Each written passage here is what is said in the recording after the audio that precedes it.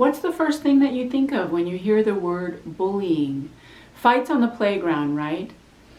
Perhaps because of the rise in cyberbullying, because of the rise in social media, there has been a lot of discussion about bullying, but almost all of it appears to focus almost exclusively on children. Bullying does not stop after childhood. Workplace bullying is, by definition, bullying that takes place among adults, and it is a completely different phenomenon. Workplace bullying is different from childhood or schoolyard bullying, not only in intent, but also in technique. By now, there are widespread rules and even laws against childhood bullying because it's so easy to define. Children are sloppy and they make it obvious. Childhood bullying appears to take the forms primarily of physical violence, punching, hitting, kicking, shoving, pinching, and name calling. You're fat, you're stupid, etc. Although workplace bullies are, by definition, spiritually ignorant and completely lacking in any sort of spiritual knowledge or awareness, otherwise known as wisdom, they are not stupid. No adult bully would be stupid enough to do or say anything that could get him or her into trouble. In other words, that could get him or her fired or worse, arrested. Workplace bullies are also, by definition, cowards. At heart, they don't want to go to jail. And yet, workplace bullying is a very widespread problem that wreaks havoc on organizations and also on society at large. So, workplace bullies must be doing something.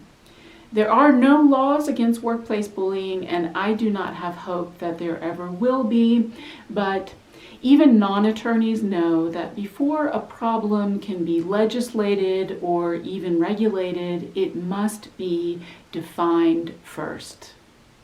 Wikipedia defines bullying as the use of force, threat, or coercion to abuse, intimidate, or aggressively dominate others. I want to say a quick word about the etymology of the word bully. Explanations of the etymology differ, but there appears to be agreement that the word ironically originally had positive connotations. It appears to come from Dutch and German roots for brother and lover. And you can still hear the word bully used positively in English expressions like bully for you, which means good for you. I also want to point out that although bullying exists in every culture, the word appears to be uniquely Anglo because translations of it into other languages are deficient. For example, forgive my mispronunciation, but in French, the translation is tyran, which is tyrant, and in Russian, the translation is hooligan, which is hooligan. We have those words in English too, and they're not the same thing. Bullies are not just hoodies. And in fact, in some languages, bullying is simply a loan word from English. Bullying occurs not only in all cultures, but also at all levels of society. Bullying can take place in families, in personal relationships, in romantic relationships, or even friendships. Of course, in school and in the workplace, even in public, and in all organizations, even spiritual organizations. And countries can even be bullies in the world. But I want to discuss specifically workplace bullying because, with all due respect to the Workplace Bullying Institute, I find available resources on workplace bullying to be completely inadequate. As I stated before, a problem can be addressed or a solution can be found. That problem must first be defined. And yet there is nothing that comes even close to providing a clear or accurate definition of what workplace bullying really is. Instead, the only definition we have so far appears to run something along the lines of what the Supreme Court Justice famously said about pornography. I know it when I see it. Workplace bullying is a phenomenon that is very poorly understood. Information about it is very poor, and advice for targets of workplace bullying is even worse. In my research, I have outlined about 20 different workplace bullying techniques divided into 2 phases, domination and elimination. Briefly, in the domination phase, workplace bullies have access to primarily one technique, the technique of mind games.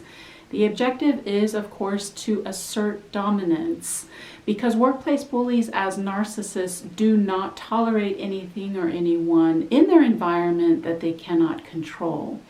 If the mind games don't work because the target is too stupid to get them, then workplace bullies move quickly into the elimination phase, which itself has 2 phases, and in which bullies have access to an array of techniques.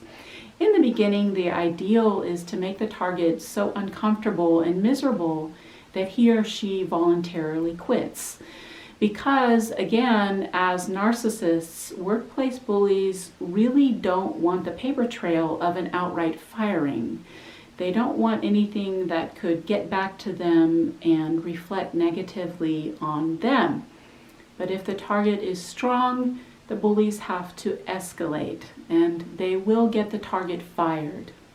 So that's an introduction to workplace bullying. To read more in detail, I've written an essay on workplace bullying. It's on my website, and I include that information in the description. The reason I do these videos is not to get subscribers, but instead to start a discussion and to provide a forum where targets of workplace bullying can share their experiences in a kind of support group. There are 2 primary benefits of support groups. Number 1, to know that you are not crazy. Workplace bullying is real, and your feelings are completely valid and justified. And also to know that you're not alone.